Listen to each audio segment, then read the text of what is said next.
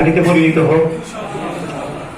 যদি তাই চাই, আমরা কি চাই আগামী দিনে যখন পুলিশ ভেরিফিকেশন করতে টাকা ছাড়া চাকরি হয় না, এরকম চাইবো?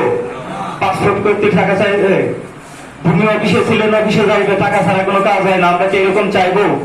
হ্যাঁ, আমরা কি চাইবো চাঁদাবাজ আবার ঘরে ঘরে জন্ম হোক, প্রত্যেকটা ওয়ার্ডে ওয়ার্ডে মাদক ব্যবসায়ী তৈরি হোক? না। যদি তাই চাই, সর্বপ্রথম কি করতে হবে? আমাদেরকে এই ময়দান পরিবর্তন করতে হবে, নাকি?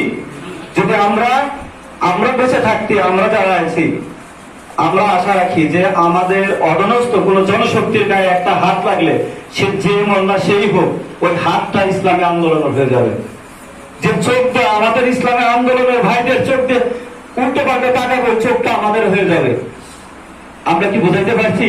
সেই ময়দানকে আমাদের করতে হলে আমাদের কি করা দরকার? আমাদের সর্বপ্রথম এই ময়দান পরিবর্তন করতে হবে, করতে হবে না? যদি তুমি পৃথিবীকে পরিবর্তন করতে চাও, সর্বপ্রথম নিজেকে পরিবর্তন করো। If you change the world, at first you will change your life. ঠিক কি না? এই কারণে নিজে পরিবর্তনের মধ্যে দিয়ে সমাজ, হয়তো আমরা ভাববো আমি নিজে পরিবর্তন, আমি ভাবো আছি না, আমি জান্নাতে যেতে পারবো না। নিজে পরিবর্তন হবে এবং রাষ্ট্র পরিচালনা করবো, রাষ্ট্র পরিবর্তন করবো, তাহলে এই সমাজে শান্তি আসা সম্ভব। ঠিক কি না?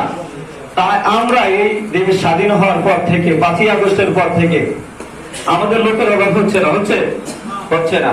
কিন্তু আমরা যদি এই ময়দান পরিবর্তন করতে চাই, সর্বপ্রথম আমাদের পরিবর্তন করা দরকার না?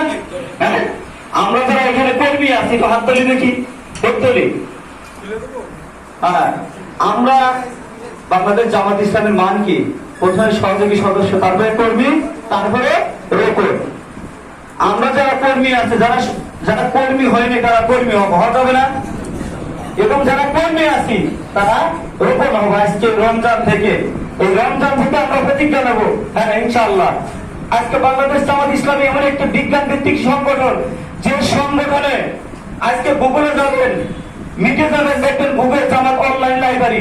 আপনার ঘরে বই রাখার দরকার নাই। আজকে ঢাকা বিশ্ববিদ্যালয় দেশ স্বাধীন করছে, ছাত্র জনতা, ইসলামী ছাত্র শিবির একসাথে হয়ে। ওইখানে কিন্তু ছিল না ফেরাউনের ঘরে মুসা ছিল না, হ্যাঁ, ধরতে পারছে। আজকে আমাদের এই ময়দানে কাজ করার জন্য ভুলি ঘরে বই থাকুক দরকার নাই। বই কিন্তু বাংলাদেশ জামাত ইসলামী ছাত্র শিবির বই দিয়ে দিচ্ছে আমাদের মোবাইলে, দিতেছে না? মোবাইলে গুগল অনলাইনে চলে যাবেন, বাংলাদেশ জামাত ইসলামী অনলাইন লাইব্রেরি। এরপরে কি জামাত ইসলামী সিলেবাস, নতুন সিলেবাস সেট আছে। আপনারা যারা রোপণ হইতে চান, যারা কর্মী হন নাই, দ্রুত ইনশাআল্লাহ কর্মী হবে না? বলছে যে ব্যক্তি বায়াতের বন্ধন ছাড়া মৃত্যুবরণ করবে, তার মৃত্যু হচ্ছে জাহিলিয়াতের মৃত্যু। এই কারণে আমরা দ্রুতই বায়াতের আলোকে জীবন গঠন করবো কিনা? এই কারণে আজকে থেকে আমরা যে ঠিকানা দিলাম গুগল অনলাইনের জামাত অনলাইন লাইব্রেরিতে, আমরা আজকে থেকে অনলাইনের মধ্যে থেকে আমাদের সিলেবাস শেষ করবো।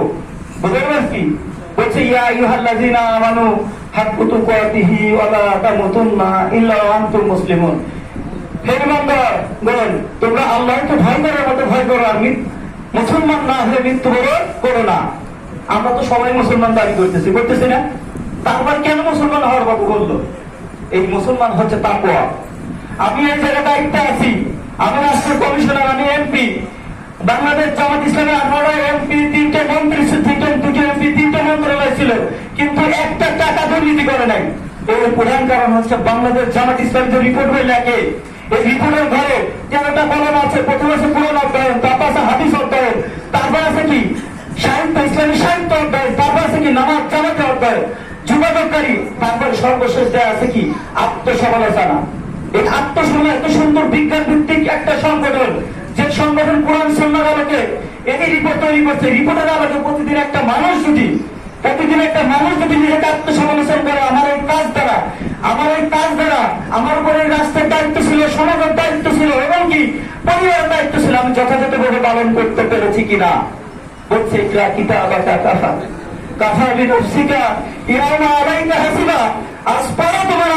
তোমার জন্য তুমি যথেষ্ট।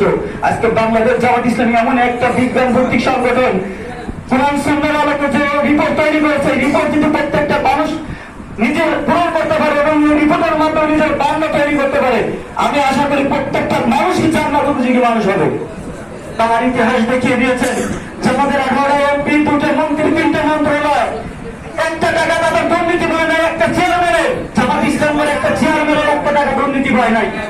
এই মানুষগুলোর এত ভালো প্রলোভন দেখানো হয়েছে, তারপরে বাতিলের কাছে কখনো মাথা নত করে নাই, করছে। তারা উইন পেয়েছে উইন, আমরা তো এক্সাম নেই, এগিয়ে চাই। আমরা তো ফাঁসির মঞ্চে তুলতে চাই, আমরা এই ফাঁসিতে তুলতে চাই যে আল্লাহ ওয়াদা দিচ্ছেন কি, আমি জান এবং মালের বিনিময়ে আমি জান্নাতকে খরিদ করে নিয়েছি। অর্থাৎ এই জান কি কার? আল্লাহ কিনা। মাল কার? আল্লাহ কিনা। অর্থাৎ আল্লাহ আমাকে আপনাকে পরীক্ষা করবে। যত মেহমান চলে আসছে, আমি আর এক মিনিটের ভিতরে শেষ করে দেবো। এই কারণে আমরা যারা আছি আমাদের মান উন্নয়ন করবো। পবিত্র কোরআনে বলছে ইন্নী জাইলুন ফিল আরদি খলিফা, আল্লাহ আমাদেরকে প্রতিনিধি হিসেবে পাঠিয়েছেন, পাঠিয়েছেন কিনা। এই কারণে আমাদেরকে ময়দানে কাজ করতে হবে।